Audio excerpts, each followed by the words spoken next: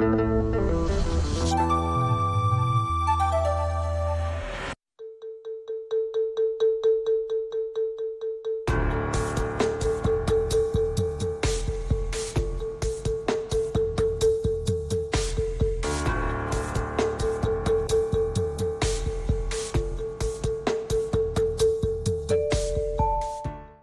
Messieurs, téléspectateurs, bonjour et bienvenue dans Espace littéraire. Espace littéraire, c'est un rendez-vous hebdomadaire consacré à la question de littérature. Aujourd'hui, nous avons le grand plaisir de vous proposer, comme à l'accoutumée, deux rubriques. La première rubrique est consacrée à un entretien autour du thème « La place de la littérature orale dans la société africaine ». Et la seconde rubrique sera consacrée à la critique du roman de M. Emmanuel Baïzoumna, intitulé « Le pouvoir et le fils ». Tout de suite, donc, nous passons à l'entretien.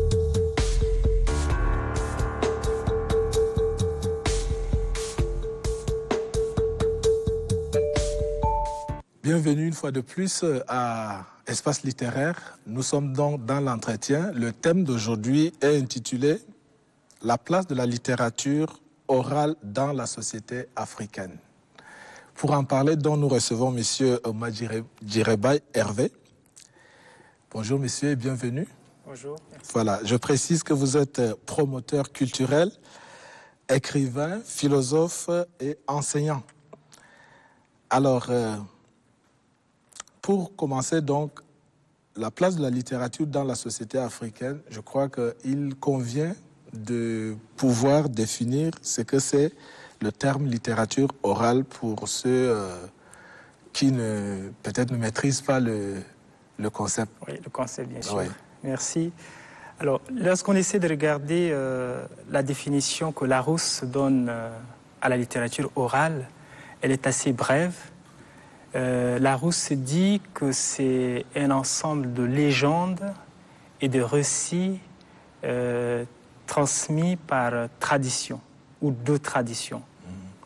Mais ce n'est pas aussi plat que la définition qu'on donne de la littérature elle-même et qui dit que c'est un ensemble d'œuvres écrites ayant pour finalité l'esthétique. Donc c'est beaucoup plus enrichi ou enrichissant que la définition de la littérature, ce d'autant plus que ça ouvre une porte beaucoup plus intéressante et qui va au-delà de l'aspect esthétique, prenant en compte tout le vécu, parce que quand on va regarder la tradition, ça renvoie au vécu, aux codes qui régissent une société. C'est un ensemble qui est beaucoup plus ouvert. Et cela rejoint d'ailleurs la définition qu'on donne à la littérature d'esprit. Alors, quand on dit littérature d'esprit, on parle là d'un ensemble d'œuvres écrites, par contre, qui touchent aussi bien à la philosophie, à la morale, à la politique, mais aussi à l'esthétique. Donc, c'est en ce sens que on ne regrettera pas de faire de la littérature orale parce que transmise oralement, mais le fond étant aussi riche que ce qu'on peut avoir de la littérature simplement. Ok. Alors, l'Afrique est le continent de l'oralité, hein. On l'a toujours dit et on continue par le dire. Quelle place donc l'Afrique accorde-t-elle à cette oralité, à cette littérature orale ? Alors, je ne sais pas si je soutiendrais cette thèse selon laquelle l'Afrique est le continent de l'oralité quand on sait que l'écriture, quelque part, est née en Afrique. Peut-être que cette écriture n'est pas suffisamment répandue. À un moment donné, on nous l'a volée et après, on nous l'a amenée sous d'autres formes, l'alphabet qui est partagé en Occident. Mais il est aussi vrai que l'oralité est beaucoup plus vivante. Ce n'est pas que l'Occident ou l'Orient parlent moins que nous, mais à comparer notamment à la littérature écrite, notamment pour le cas du Tchad par exemple, nous avons une littérature écrite qui est encore très jeune, à comparer à la littérature orale qui a existé depuis la nuit des temps. Et si on parlait en termes de genre, ouais. Est-ce qu'elle se retrouve dans quoi exactement la littérature orale ? C'est un grand ensemble. La littérature orale prend généralement ce qui vient tout de suite à l'esprit, ce sont les contes. Voilà. Il y a les contes, il y a les mythes qu'on raconte très peu, il y a les chants, et là-dedans nous sommes les meilleurs, il me semble. Il y a les légendes, il y a les proverbes, les adages. Donc nous baignons dans la littérature orale tous les jours, mais peut-être sans nous en rendre compte. Voilà. Et quelle fonction, si nous voulions peut-être formaliser un petit peu, quelle est la fonction de tout cela, de toute cette littérature, de tout ce grand ensemble? Quelle fonction ça joue dans la société? Alors, ce serait revenir également à la même fonction. On aurait pu poser la même question concernant la littérature écrite, par exemple. Alors, la littérature orale, comme je venais de le décrire tout à l'heure, si on prend sa définition telle que les dictionnaires nous les proposent, c'est assez simpliste quand même, c'est très plat. Mais quand on va regarder dans la tradition, je le disais, ça rejoint la même définition qu'on donne, par exemple, à la littérature d'esprit, qui a pour fonction tout ce qui touche à la philosophie, par exemple, tout ce qui touche au monde de la pensée. Et vous êtes sans ignorer que, comme être humain, comme tout autre, nous avons une pensée que nous gérons d'une manière ou d'une autre.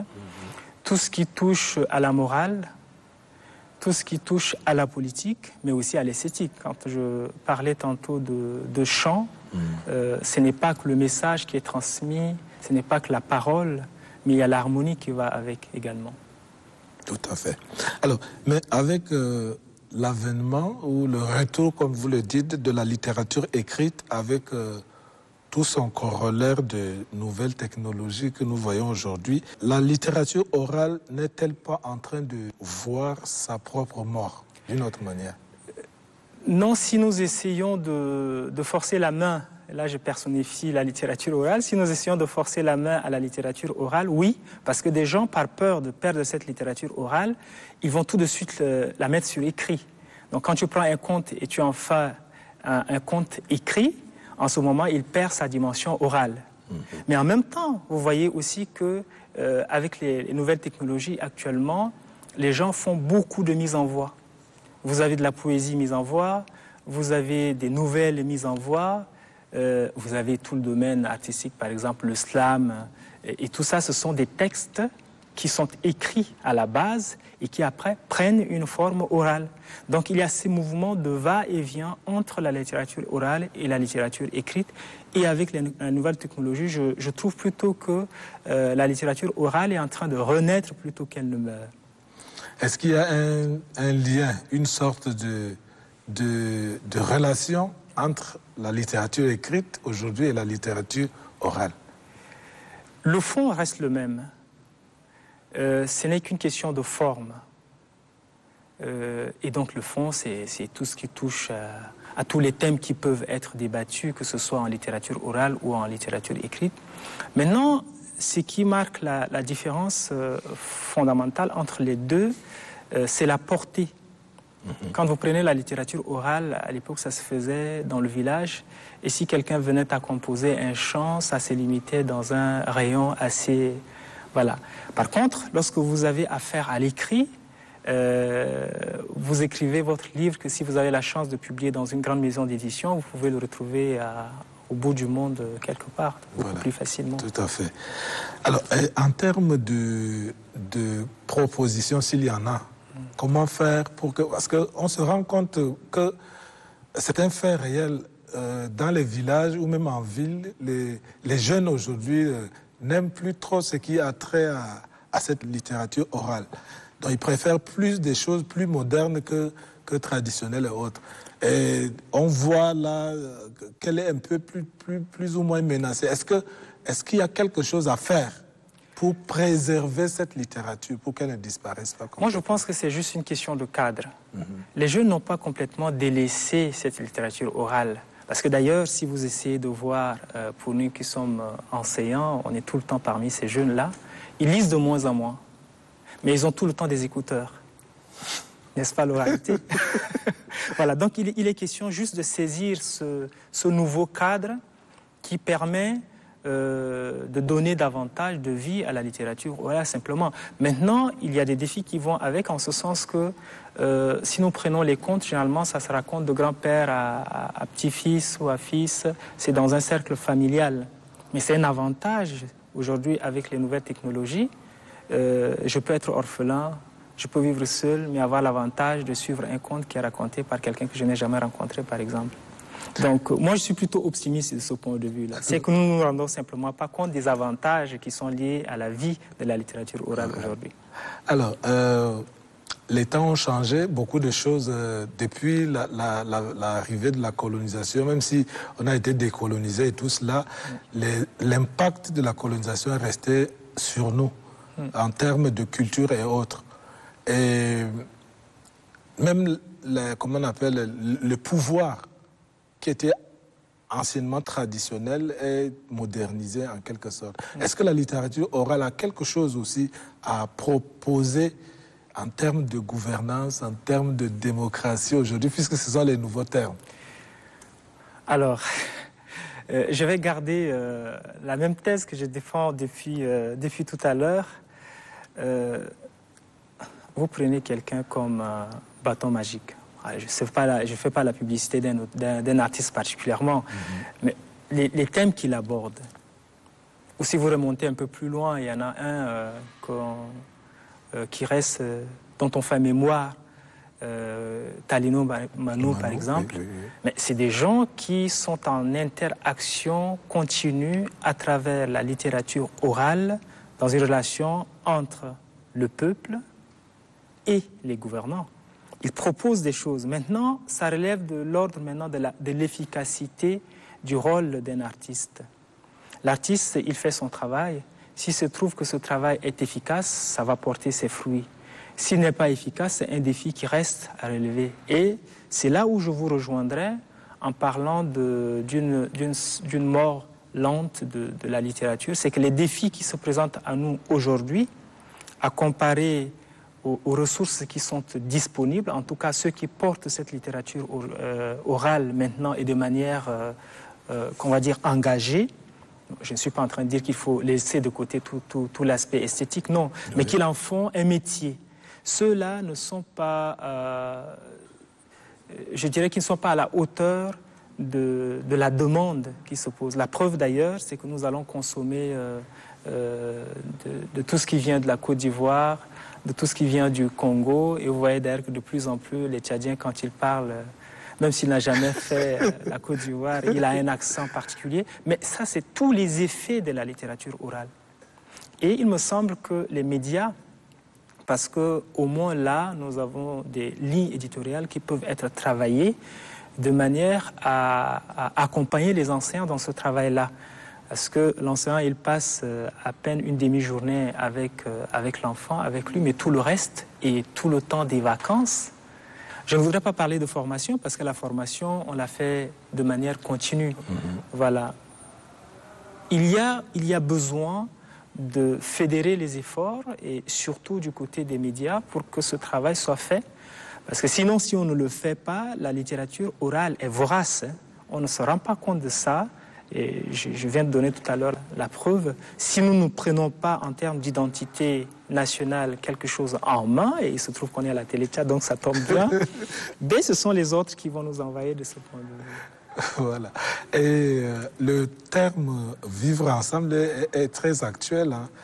Vivre ensemble, on assiste à une sorte de crise ou à des replis identitaires et tout ça. Est-ce que la littérature orale peut nous proposer sa manière de voir, sa manière de faire, puisque dans l'ancien temps, tout le monde le dit qu'on vivait beaucoup mieux ensemble et que maintenant, les gens essaient de se diviser. Est-ce que la littérature orale peut jouer un rôle dans ce sens-là? Mais justement, la littérature orale joue un rôle plutôt négatif en ce sens. Vous avez par exemple des termes... il y avait une marque de Toyota qui, quand j'étais très jeune encore, s'appelait Kirji Mayargab. On n'a rien fait pour arrêter cette appellation-là. Et sans que tu ne te rendes compte, quand vous êtes dans ce véhicule, et pour ceux qui ont connu cette période-là, la position du Kidj dans ce véhicule et la position du non-Kidj dans ce véhicule, c'est deux choses différentes et c'est établi d'avance. Cela s'est transposé aujourd'hui, même avec les agences de voyage que nous avons. Vous entrez dans un bus, il semble avoir des places privilégiées pour certaines personnes et pas pour d'autres. Je ne dis pas que c'est seulement à partir de cette petite expression, mais vous voyez, quand un message passe par une phrase qui est relativement courte, elle est retenue et elle passe même, alors je ne parlerai pas de l'inconscient, mais ça devient une sorte d'habitude qui va, et c'est toute la dimension de la littérature orale dont on parlait tout à l'heure, des légendes. Bon, là, on n'est pas dans du récit merveilleux, mais quand même, mais qui est traduit par, qui est transcrit par tradition, donc par habitude. Et vous en avez plein comme ça, de ces habitudes qui sont véhiculées par la littérature orale. Mais on peut aussi travailler à éveiller les consciences sur des aspects positifs aussi de cette littérature orale. Moi, j'aime beaucoup quand je faisais encore de manière régulière la promotion culturelle. Quand bien même je fais mes présentations en français, la salutation, je le fais en arabe. Salam alaikum. Donc là-dedans, je vous souhaite la paix. C'est une valeur qui est transmise et qui, je ne sais combien de fois, nous portons cette valeur tous les jours de notre vie. Mais tout à l'heure, on s'est vu, on s'est salué. Alors, si on se donnait comme défi, ou bien si on faisait, on donnait plus de poids à ce côté-là de la littérature orale, je crois que ça aurait bien pu avoir des effets considérables autant que cet aspect négatif. Voilà, Monsieur Madjiribay, nous tendons presque à la fin. En tant qu'enseignant, vous avez devant vous tout un public de téléspectateurs. Est-ce que vous avez un message à passer par rapport à ce thème que nous venons de débattre? C'est de dire que vouloir faire la différence entre la littérature orale et la littérature écrite, c'est un combat qui ne va jamais aboutir. Il me semble que les deux s'enchevêtrent et se sollicitent réciproquement. Donc, les jeunes, ça donnait à la facilité de la littérature orale, mais ça donnait aussi de la peine à travailler la littérature écrite, parce que là, au moins, on a quelque chose de tout fait, de formel, dans lequel et à partir duquel on peut s'asseoir et discuter beaucoup plus facilement. Alors qu'à travers la littérature orale, si le cadre ne nous le permet pas, il y aura plus de difficultés à y arriver. Par contre, pour les adultes que nous sommes et qui avons la responsabilité de l'éducation de ces jeunes, mais surtout les institutions, et je parle des médias, il y a beaucoup à faire. Et c'est en ce sens que je vous félicite pour cette initiative que vous avez d'animer cette émission. Je pense qu'on peut aller au-delà des émissions. On peut même faire des spots. Voyez. Je reviens encore une fois aux messages très courts, mais qui peuvent avoir leurs effets. Des documentaires qu'on peut réaliser en faisant le tour de toutes les régions du Tchad pour aller à la recherche. Et ça peut être un élément fédérateur également. Vous parlez tout à l'heure du vivre ensemble. Monsieur Hervé, merci beaucoup d'être venu et d'avoir répondu à nos questions. C'est moi qui vous remercie. Voilà. Merci. Chers téléspectateurs, nous voici donc à la fin de cet entretien qui nous a réunis avec Monsieur Madjiribay Hervé autour du thème la place de la littérature orale dans la société africaine. Je vous convie tout de suite donc à suivre les critiques, une critique faite par deux personnes du livre intitulé « Le pouvoir et le fils » de Emmanuel Baïzoumna. À tout à l'heure.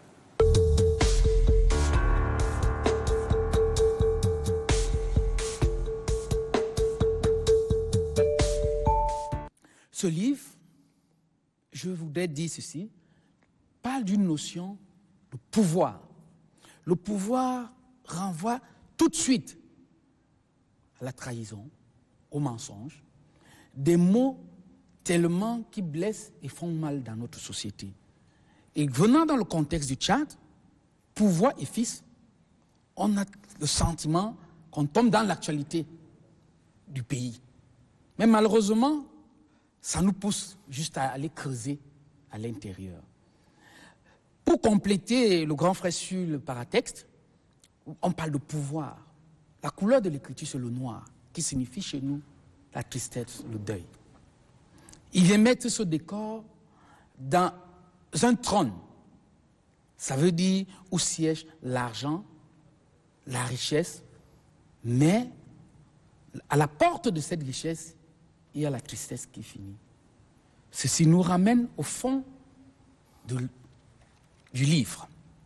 Sur le fond, nous voulons préciser que l'auteur a eu le courage de parler du désir du pouvoir dans nos sociétés.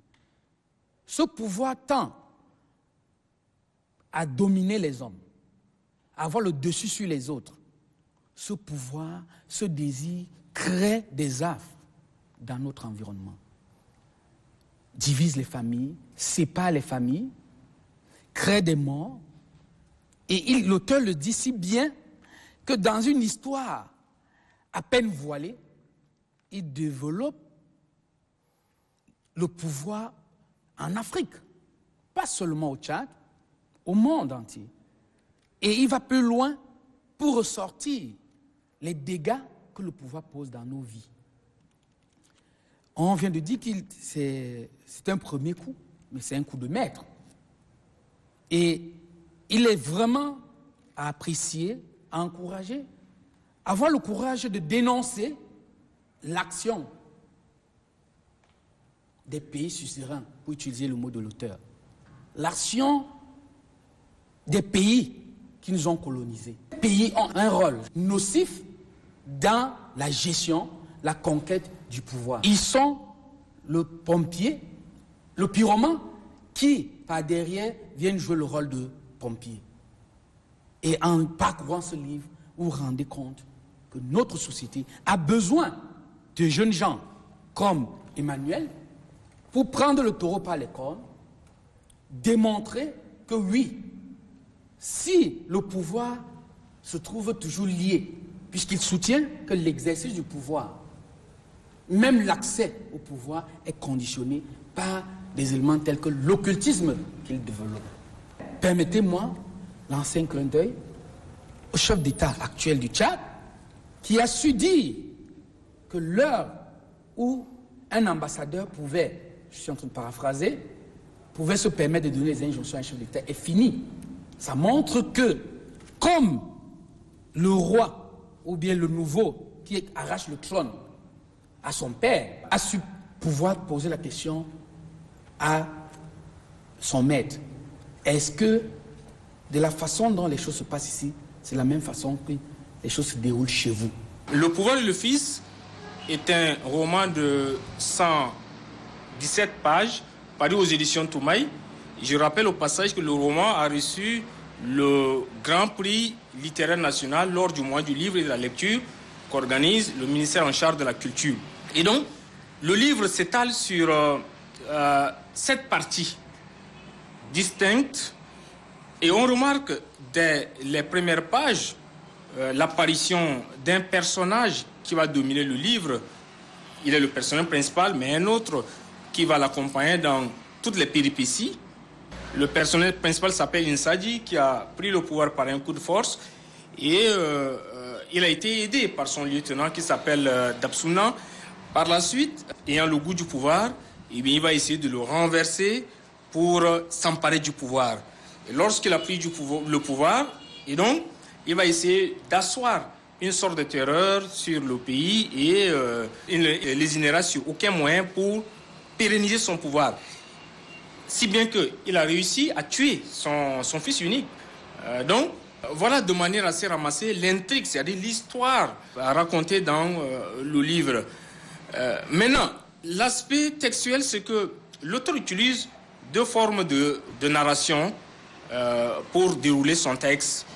Il fait tantôt de la narration, tantôt de la description. Ce sont là les formes romanesques. Il essaie de camper également son récit sur un pays imaginaire. Parce que l'une des caractéristiques du roman, c'est l'imagination. Et on remarque également du point de vue de l'onomastique. L'onomastique, c'est la signification des noms des personnages dans un roman. Donc, tous ces personnages portent des noms on va dire, africains, à la limite, les noms qui ressembleraient aux noms de chez nous. Et également, le décor spatio-temporel. En parlant du décor spatio-temporel, eh bien que le pays est imaginaire et autres, eh bien, ce pays renvoie également à un certain nombre de concepts et de nos réalités beaucoup plus africaines. Parce que le pouvoir reste beaucoup plus le mystère en Afrique. Vous voyez, si en Europe ou en Occident, de manière générale, les gens ne se soucient pas trop du pouvoir, eh bien, le pouvoir fait des réfugiés, fait des morts, fait des victimes en Afrique. Donc, c'est ce questionnement qui revient à la lumière de son texte. Et moi, j'ai beaucoup apprécié son texte et par la suite, son texte a reçu le Grand Prix littéraire national lors du mois du livre. Et c'est aussi le lieu de le féliciter pour cette prouesse. Parce que c'est son premier texte, donc un premier essai, et c'est un coup de maître. Chers amis téléspectateurs, c'est la fin de ce numéro d'aujourd'hui d'Espace littéraire qui était consacré au débat autour du thème la place de la littérature orale dans la société africaine. Nous avions reçu M. Madjirebaye Hervé pour nous en parler. Et le second temps, vous venez donc de suivre la critique du livre Le pouvoir et le fils, faite par 2 personnes. Merci donc à vous de nous avoir prêté oreille et continuez à regarder les programmes de Télé Tchad. À très bientôt.